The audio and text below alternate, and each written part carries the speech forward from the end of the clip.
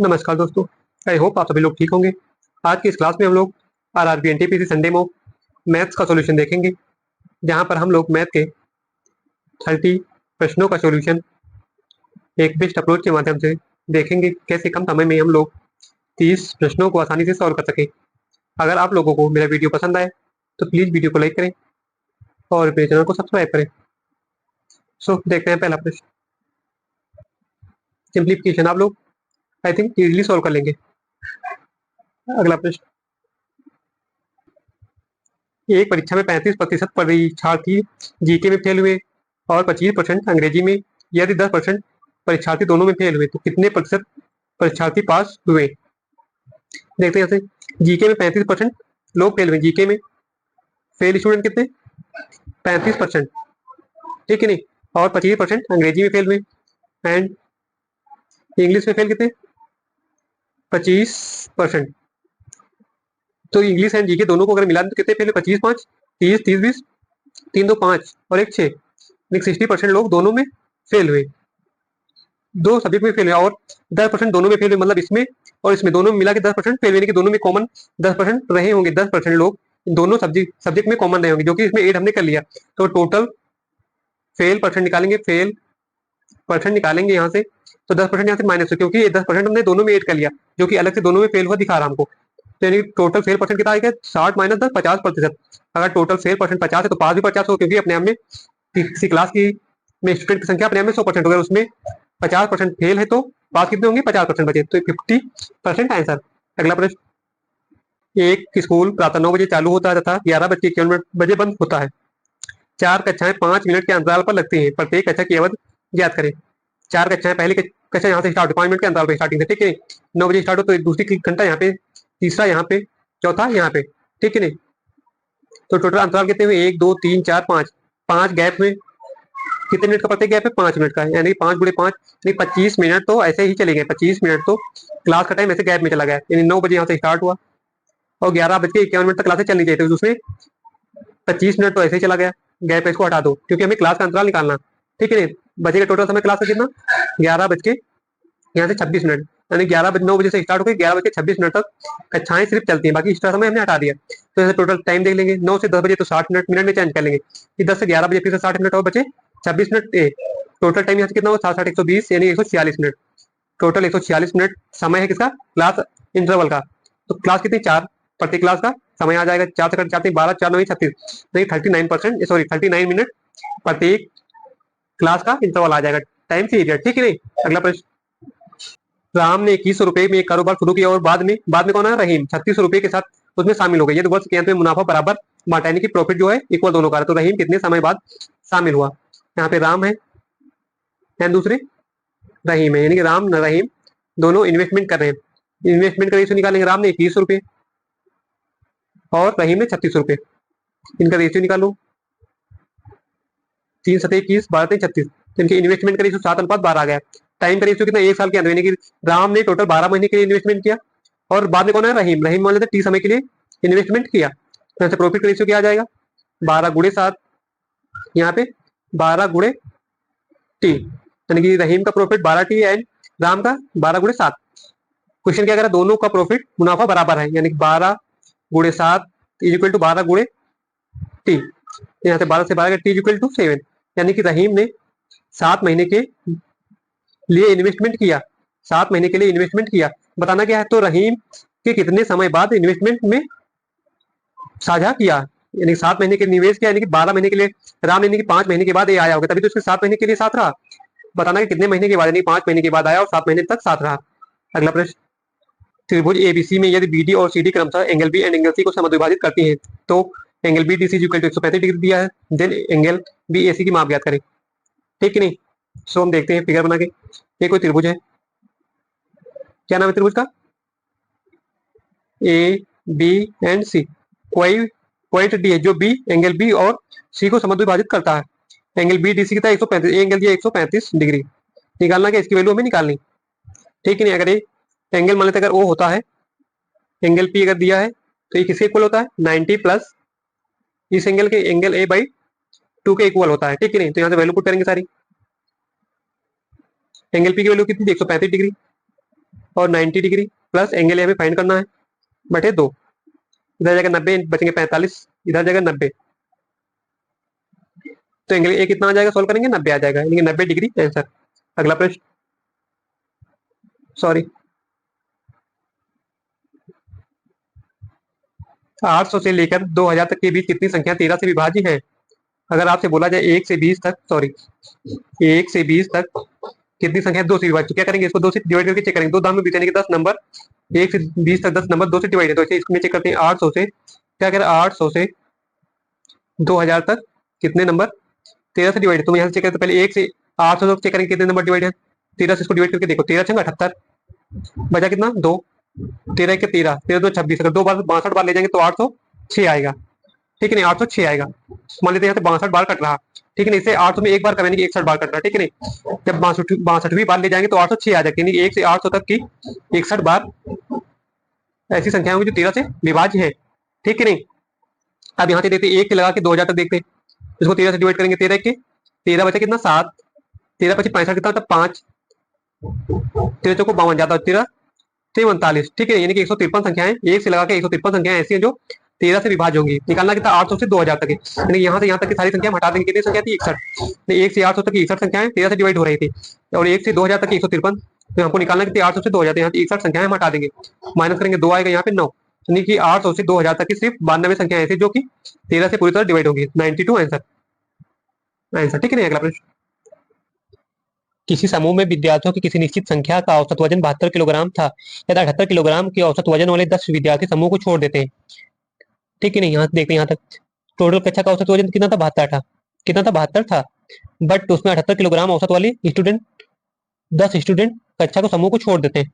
अगर 72 के छोड़ते तो औसत के ऊपर कोई फर्क नहीं पड़ता, बट 78 किलोग्राम वाले स्टूडेंट तो उसमें शामिल, यानी कि सॉरी 78 किलोग्राम औसत वजन वाले 10 स्टूडेंट छोड़े, मतलब प्रत्येक स्टूडेंट पर 6 किलोग्राम अधिक वेट लेके जा रहा है। जा कितने लोग रहे गुड़े 10 लोग, यानी कि टोटल 60 किलोग्राम वेट इसका यहाँ से जा रहा। डन, पहली कंडीशन।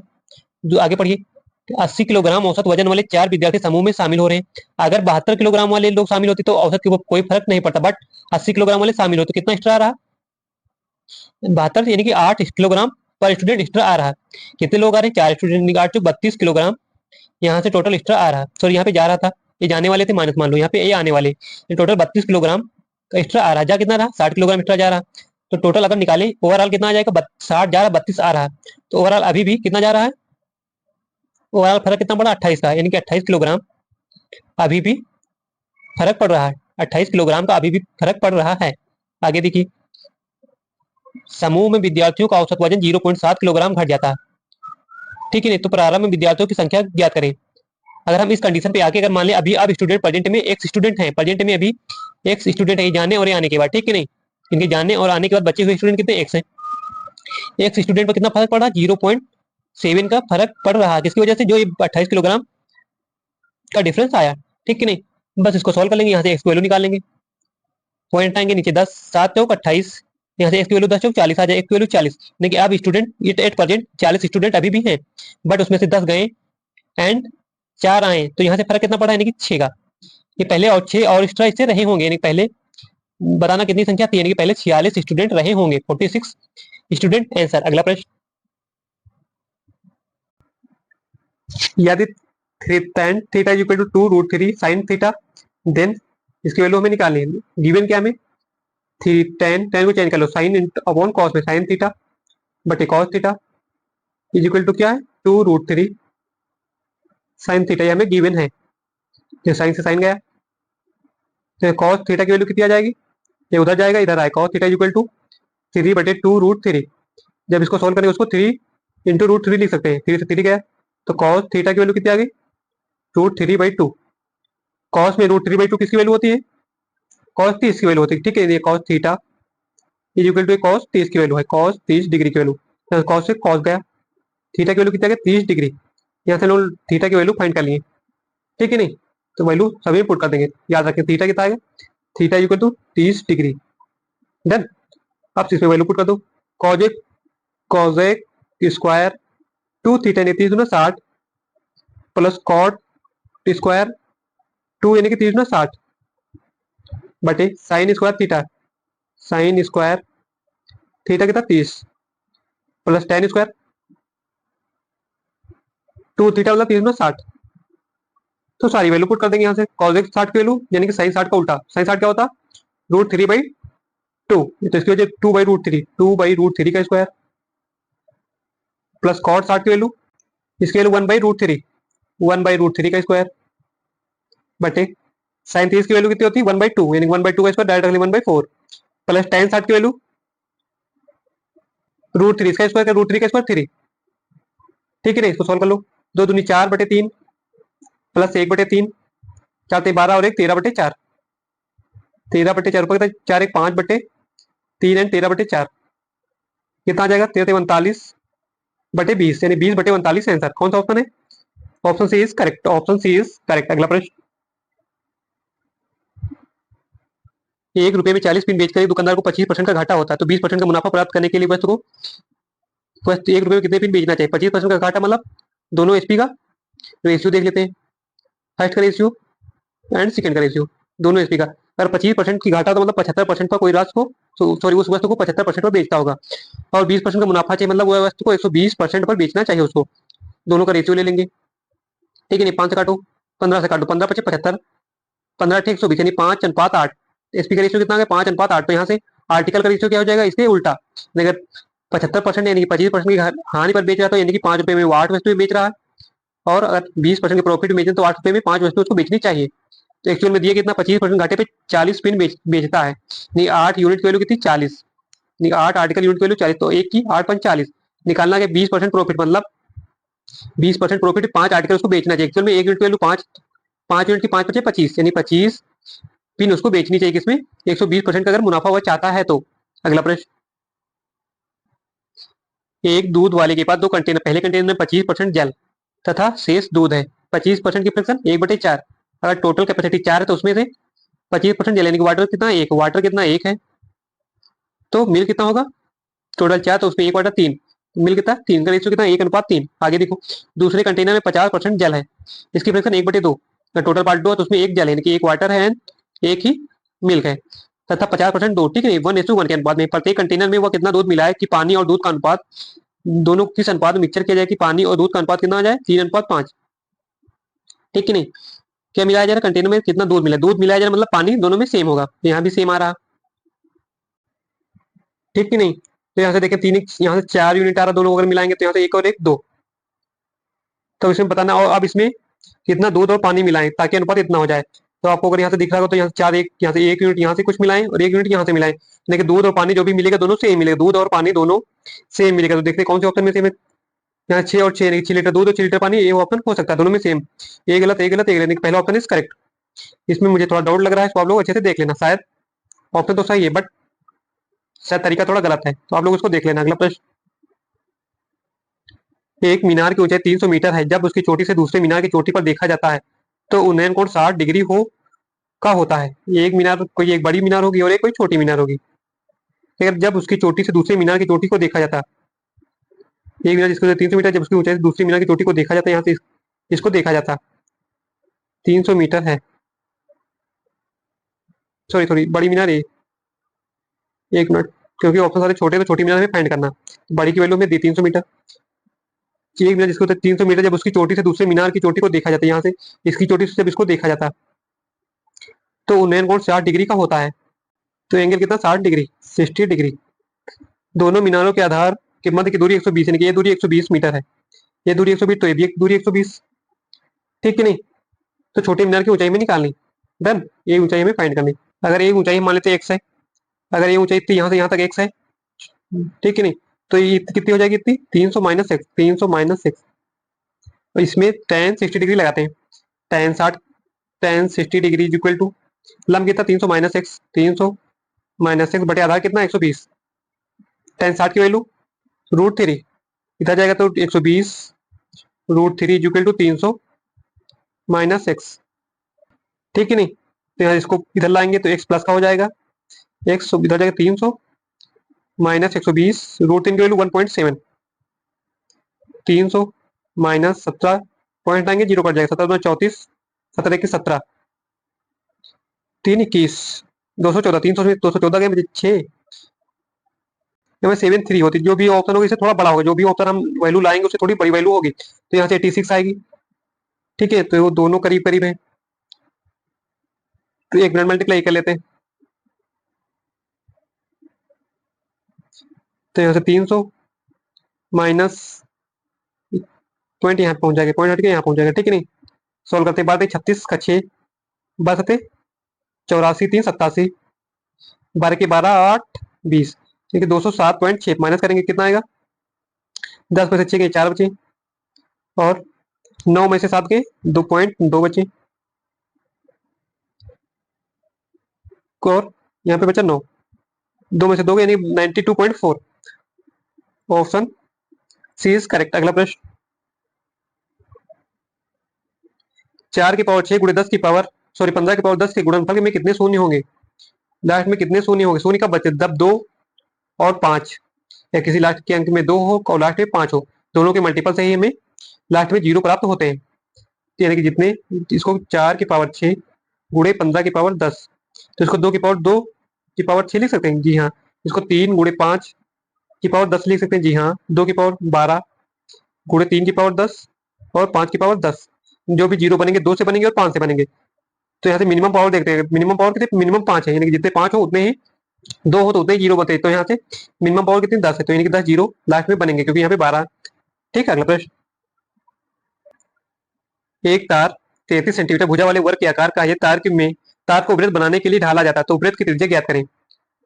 33 सेंटीमीटर भुजा वाले वर्ग के आकार का में तार है, कोई तार है वर्ग के आकार का, जिसे हमें एक वृत्त बनाना है, यानी कि सर्कल बनाना है, तो उसी तार से, यानी कि ए तार, तार कौन सा होगा, ए तार जो भी ए है, यानी कि इसका परिमाप, परिमाप जो होगा तार की लंबाई होगी, इस तार से एक इस परिमाप का एक वृत्त बनाया जाता है, यानी कि इसका परिमाप और इसका परिमाप सेम होगा। तो यहाँ से सॉरी वर्ग का परिमाप क्या होता है, 4 इंटू भुजा, 4 into side A is equal to, वृत्त का परिमाप का 2 पाई आर, 2 पाई की वैल्यू 22/7, रेडियस कितना हमें निकालना, वर्ग की भुजा में दिख रही 33, यहाँ पे एक की जगह पे रख दो 33, 1 मिनट, एक की वैल्यू दिख रही 33। ठीक है नहीं, 4 से काट दो 2, तो यहाँ से 11, यहाँ से 11 से 33, तो आर कितना आ जाएगा 7 21, रेडियस कितना आ गया 21 सेंटीमीटर आंसर। अगला प्रश्न, 3 और 9 का तृतीय अनुपाती पी है, 6 कामा पी और कामा 4 का चतुर्थ अनुपाती ज्ञात करें। अगर आपको फॉर्मूला याद है तो आपको मुबारक, अगर नहीं याद तो ऐसे करिए, तृतीय अनुपाती निकालना तो तृतीय नंबर को ही मान लो, पहले 3 9 तृतीय नंबर एक्स, सॉरी पी दिया है, मानने की कोई जरूरत नहीं, पी दिया है, तो इनका रिलेशन अब हम 4 नंबर में बनाएंगे, कैसे, 3:9, समान अनुपात 9 को पहले लिखेंगे, इसका पी 9 अनुपात पी, 4 नंबर में रिलेशन बना गया, तो आप लोग जाते हैं इसका मल्टीप्लाई, नहीं इसका इसका मल्टीप्लाई, तो यहाँ से 3 पी आ जाएगा, इज इक्वल टू 9 9 9 गुणे 9, 3 3 9, यहाँ से पी की वैल्यू कितनी आ गई 9 3 27। ठीक है, 6p4 यानी कि 6 पी की वैल्यू कितनी 27, और 4 इसका क्या निकालना, चतुर्थ अनुपातिक, 1 मिनट इसको हटा देते हैं। चतुर्थ अनुपातिक निकालना अगर आपको फॉर्मूला है तो ज्यादा अच्छी बात, नहीं आता तो चौथा नंबर कुछ मान लेते हैं, जो भी वैल्यू निकालनी चौथा नंबर मानते हैं वाई है, तो इसको 4 नंबर में रिलेशन इसका बनाएंगे, इसका इसका 6:27 समान अनुपात 4:y, इसको सोल्व करेंगे, इसका इसका मल्टीप्लाई, इसका इसका 6 गुणे वाई इज इक्वल टू 27 गुणे 4, 2 3 6, 2 दूनी 4, 3 9 27, यहाँ से 3 इधर जाएगा, तो वाई इक्वल 9 दूनी 18, 18 आंसर जो कि हमें निकालना था। अगला प्रश्न, एक पिता की आयु उसके पुत्र की आयु का 4:1 है, उनकी आयु का गुणनफल 196, तो 5 वर्ष बाद उनकी आयु का अनुपात ज्ञात करें। फादर साहब की आयु और सन साहब की आयु का अनुपात कितना, 4:1 है, इनका मल्टीपल कितना दिया 196, मान लेते इनकी एज 4x है एंड इनकी एज 1x यानी कि x है, इसका मल्टीपल कितना दिया 196, इसको सोल्व करेंगे 4x² इज इक्वल टू 196, 4 चौक 16, 4 9 36, एक्स स्क्वायर की वैल्यू 50, दोनों का अंडर रूट करने पर, तो यहाँ से एक्स वैल्यू कितनी आ जाएगी 7। देन फादर साहब की एज कितनी आ जाएगी 4 7 28, और सन साहब की 7 1 7, निकालना क्या है 5 वर्ष के बाद उनकी आयु का अनुपात, तो यहाँ पे 5 वर्ष के बाद है, 5 वर्ष के बाद है 28 5 33 साल के हो जाएंगे, और 7 5 12 साल के हो जाएंगे, 3 से कर लो 11 33, 3 चौक 12 11:4 आंसर। अगला प्रश्न, किसी वृत्त केंद्र से 9 सेंटीमीटर लंबा एक लंब वृत्त जीवा तक खींचा जाता है, किसी वृत्त केंद्र से 9 सेंटीमीटर लंबा एक लंब उसकी जीवा तक खींचा जाता है, उसकी जीवा की लंबाई 24 सेंटीमीटर, वृत्त की त्रिज्या हमें फाइंड आउट करनी है। डन, देखते हैं ये कोई सर्कल है, इसकी एक कोई जीवा, एक मिनट जस्ट अ सेकेंड, ये कोई जीवा है, इसकी लंबाई कितनी 24 सेंटीमीटर, दिस वन 24 सेंटीमीटर। इसके केंद्र से, केंद्र मान लो ए, केंद्र से एक 9 सेंटीमीटर लंबा एक लंब खींचा जाता है इसके जीवा तक, इसकी लंबाई 9 सेंटीमीटर, और इसकी त्रिज्या हमें निकालनी है, यानी कि ये वैल्यू हमें त्रिज्या निकालनी है। ये टोटल 24 जीवा, तो ये 12 ए हो जाएगी, 12 ए डन। लंब है ना, लंब एकदम सीधा बीचों बीच में, तो इसको दो भागों में डिवाइड करें, 12 और 12। अगर आपको एक ट्रिपलेट पता हो 3 एंड 4 एंड 5, ये ट्रिपलेट आपको पता होना चाहिए 3 4 5 का, तो इसको डबल कर 3 करना हो, 4 चौक 16, 5 बचे 25, एक ये ट्रिपलेट और इसका एक दूसरा रो ये ट्रिपलेट। अगर 9 है 12 9 है, सॉरी 1 मिनट, ये 3 3 3 गुना यहाँ पे हो रहा, तो इसका भी 3 गुना चाहते हैं 12, इसका भी 3 गुना, तुम बचे 15, 9 12 15, इसका ट्रिपलेट एक बनेगा 9 12 15। जैसे 9 है 12, तो तीसरी वैल्यू कितनी हो जाएगी, जो कि सॉरी वृत्त की भुजा, सॉरी वृत्त की त्रिज्या कितनी लंबाई हो जाएगी 15 सेंटीमीटर। अगर ऐसे नहीं समझ में आ रहा तो यहाँ से पाइथागोरस प्रमेय लगा दो, बड़ी भुजा के त्रिज्या का स्क्वायर मानते हैं आर का स्क्वायर, जरूरी आर मान लो, इक्वल टू 9 का स्क्वायर 81 प्लस 12 का स्क्वायर है 144, एड करेंगे 225 आएगा, इक्वल टू आर स्क्वायर, दोनों तरफ अंडर रूट करने पर आज की वैल्यू कितनी आ जाएगी 15, जो कि हमें निकालनी थी। अगला प्रश्न, 7500 रुपये की राशि 4% वार्षिक चक्रवृद्धि ब्याज की दर से उधार ली गई, 2 वर्ष के बाद राशि वापस कर उसे कितनी राशि वापस करनी पड़ेगी। 4% प्रेशन 1/25, यानी पहले साल 25 से कोई राशि 26 हो जाएगी, फिर से अगले साल 25 से कोई राशि 26 हो जाएगी, यानी 25 625 से कोई राशि 26 के स्क्वायर 36, 6 दूनी 12, 2 24 3 27, 2 दूनी 4, 2 6 676 हो जाएगी। 625 की वैल्यू कितनी दी 750, इसकी वैल्यू में दी प्रिंसिपल कितनी, यहाँ से एक प्रिंसिपल और ये अमाउंट 7500, किसकी वैल्यू है 625 की, निकालना क्या 676, कितनी राशि हमें बाद में देनी पड़ेगी, 676 की वैल्यू हमें निकालना है। तो इसको सॉल्व कर लेंगे, 25 से काटेंगे 25 25 625, 25 के 75 300, 25 चौको 100 यानी 12 मल्टीप्लाई करेंगे 12 गुड़े 6 7 6, 12 72 का 2, 12 7 84, 84 7 91, लास्ट में 1 2, किसमें पहला ही ऑप्शन, बाकी गलत। ठीक है, सॉल्व कर लेंगे। अगला प्रश्न, एक ठेकेदार ने किसी कार्य को 10 दिन में संपादन के लिए उद्देश्य से 12 लोगों को नियुक्त किया, वह पाता है कि आधा कार्य 6 दिनों में संपादित हो गया, ठेका को पूर्ण करने के लिए उसके द्वारा आवश्यक अतिरिक्त नियुक्त आदमियों की संख्या क्या होनी चाहिए।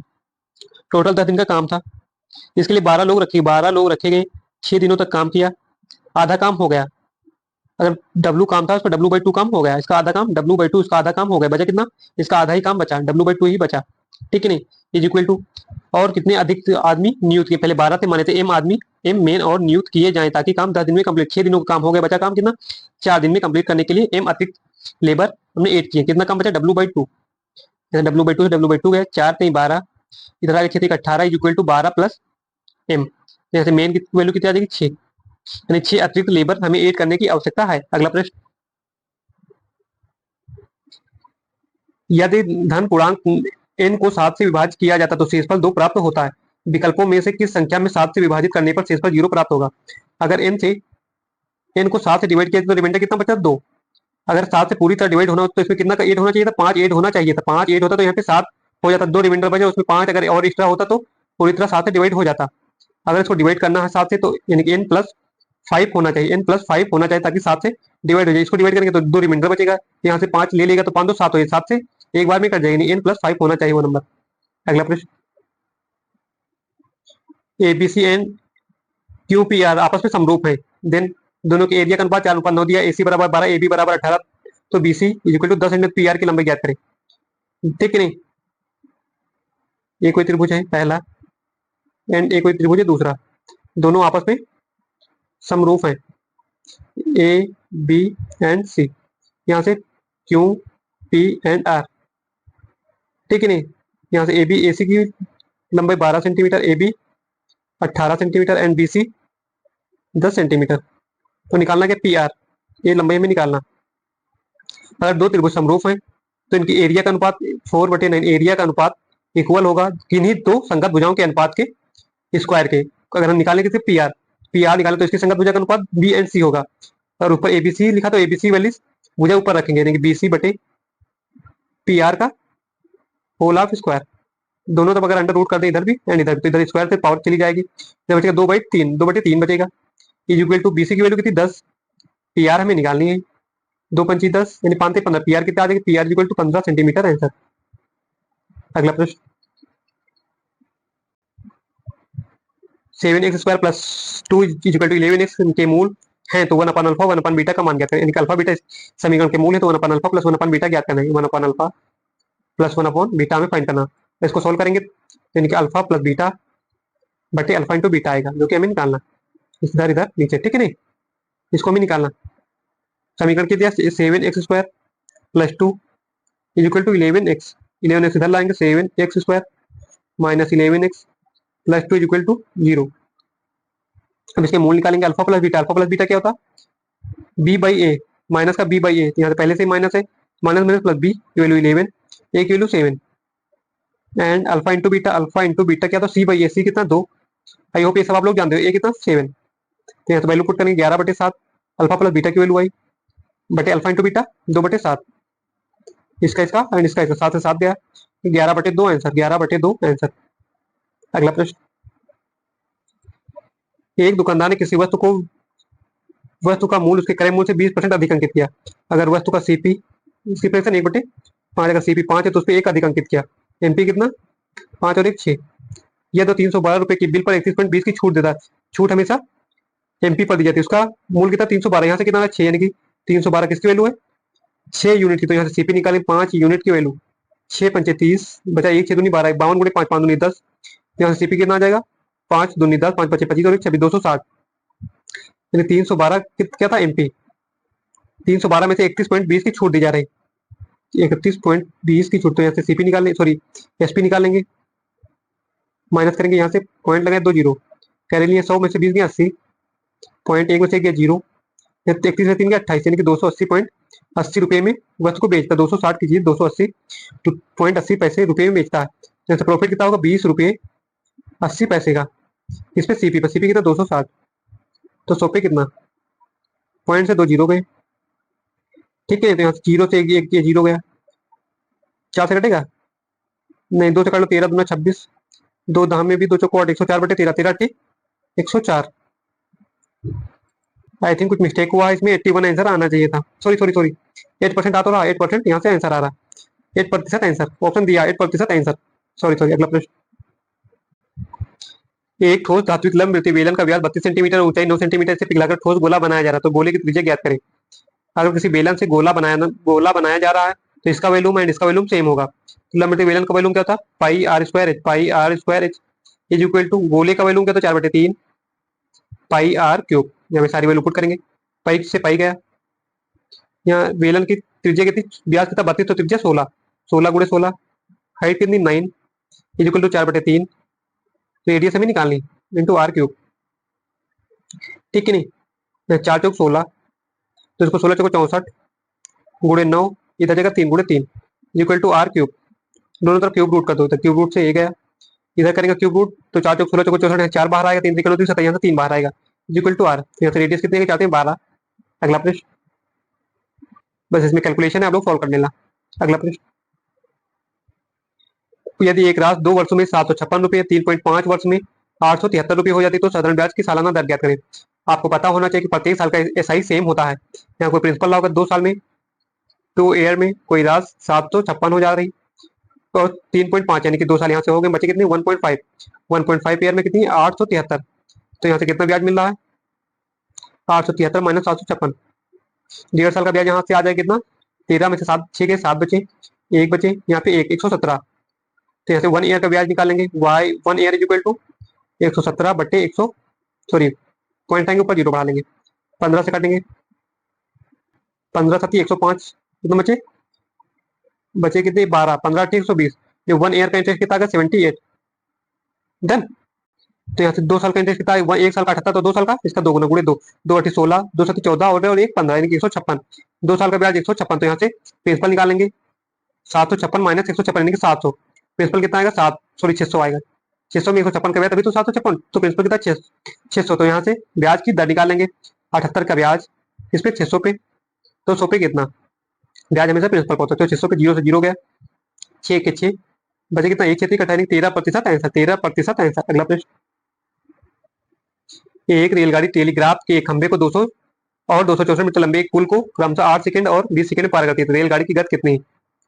आपको बता देगा कोई रेलगाड़ी एक खंभे को पार कर रही है तो मतलब वो अपनी लंबाई को पार करे, किसी खंभे को पार करे मतलब अपनी लंबाई को पार करे, और किसी पुल को पार कर रही तो अपनी लंबाई को पार करेगी प्लस उस पुल को भी पार करेगी। तो पहली कंडीशन में जो डिस्टेंस आएगी वो ट्रेन की लंबाई आएगी, मान टी, ट्रेन की दूरी कितनी टी। दूसरी कंडीशन में ट्रेन की दूरी प्लस पुल की लंबाई 264। डन। चलिए दोनों कंडीशन, ट्रेन दूरी क्या था टी, दूरी equal to speed into time, speed कितनी मान लेते हैं है, टाइम कितना 8 सेकंड लगा दिया खंबे को पार कर, खंबे की दूरी माने अपनी ट्रेन अपनी दूरी को पार कर मतलब टी दूरी, टाइम कितना 8 सेकंड। ठीक है, तो ये ट्रेन की लंबाई कितनी आ गई एस इंटू यानी कि स्पीड गुड़े 8। ठीक है, दूसरी कंडीशन देखते हैं, तो यहाँ से ट्रेन की लंबाई कितनी है एस यानी कि 8 एस, तो यहाँ से वैल्यू पुट कर देंगे 8 एस प्लस 264, तो यार एस क्या है स्पीड है, तो यहाँ से दूरी इक्वल टू 8 एस प्लस 264, चार बराबर, सॉरी दूरी equal to speed into time, speed कितनी एस है एंड टाइम कितना लग रहा है 20 सेकंड इंटू 20 सेकंड, इसको सॉल्व कर लेंगे। यहाँ 20 एस आएंगे, यहाँ पे 8 एस इधर जाएगा तो 12 एस 264 इक्वल टू 12 एस, 12 के 12, 12 2 24 बचे, दो बचे 12 2 24, यहाँ से एस कितनी आ गई 22, जो कि मीटर पर सेकंड है, मीटर पर सेकंड है, क्योंकि सारी वैल्यू मीटर में थी और टाइम सेकंड में था, सारे ऑप्शन किलोमीटर प्रति घंटे में है, तो इसको किलोमीटर प्रति घंटे में चेंज कर लेंगे।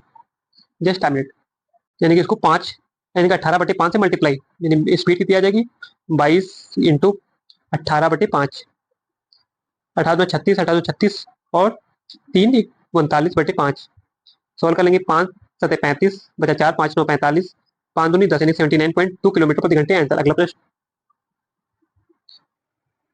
दो में 3 कुर्सियों का मूल्य 3500 रुपये, 3 मेज तथा 2 कुर्सियों का मूल्य 4000 है, तो प्रत्येक मेज का मूल्य ज्ञात करें। ये तो बच्चों वाला सवाल, आप लोग सॉल्व कर लेना इसको। अगला प्रश्न देखते हैं, एक आदमी यात्रा का पहले 240 किलोमीटर 40 किलोमीटर प्रति घंटा की गति से तथा दूसरे 240 किलोमीटर 60 किलोमीटर प्रति घंटा के हिसाब से यात्रा करता, तो यात्रा में 480 किलोमीटर के लिए औसत स्पीड हमें एवरेज स्पीड हमें बतानी है। तो दोनों कंडीशन में दूरी सेम हो तो एवरेज स्पीड का फॉर्मूला क्या होता, 2 इंटू पहली स्पीड माने एक्स, दूसरी स्पीड वाई बटे दोनों स्पीड का सम एक्स प्लस वाई। तो यहाँ से एवरेज स्पीड 2 इंटू पहली स्पीड कितनी 40 किलोमीटर प्रति घंटे, दूसरी 60 किलोमीटर प्रति घंटे, दोनों का सम 40 100, 6 चौको 24 दूना 48, average speed is equal to 48 kilometre per hour. Done. अगला प्रश्न, नीचे दी गई तालिका समांतर माध्य बताएं। समांतर माध्य क्या होता है, मीन का formula sigma of F x बटे सिग्मा ऑफ एक्स, तो यहाँ से एफ वर्ग अंतराल एफ की वैल्यू निकाल लेंगे, तो यहाँ से 10/2 5, 20 10 30 15, 20 30 50 25 एंड 35 एंड 45, ये आप लोग जानते होंगे शायद, बेसिक पता होने, तो यहाँ से 12 में बांटा है, फ्रीक्वेंसी कितनी एफ है, वर्ग अंतराल कितने इतने, एफ की वैल्यू इतनी, तो यहाँ से एफ एक्स निकालेंगे 5 तो 20 20 और 15 से 45, 15 की 15, 4 19, 25 चौको 100 200, 25 के 25, 20 45, सॉरी 25 20, हाँ जी हाँ 45, 35 नवैया एक, सॉरी 35 नवैया 300, 315, ठीक है नहीं, और 45 का 45 90, 9 270, इन सभी को सम करेंगे 7 1 मिनट। ठीक है, तो सभी का इनका सम करेंगे, सिग्मा ऑफ एफ एक्स निकाल लेंगे, एफ एक्स कितना आएगा 20 और 195, 20 प्लस 195 इन 215, 215 प्लस 450, 2 4 2 6, 665, ठीक है नहीं 665 और 315, 980, 980 प्लस 270, 1250, ठीक है नहीं 1250 बटे सिग्मा ऑफ एफ, यहाँ पे sorry sigma of F, F sigma of F कितना 13 4 17 17 8, सॉरी 17 18 36, 35 35 9 44, 44 6 50, ठीक है नहीं 5 दूनी 10, 5 1 5, 5 5 5 कितना आंसर है 25, option D is correct, option D is correct. आज के लिए बस इतना ही, बाय बाय, टेक केयर, ख्याल रखें अपना, बेस्ट ऑफ लक।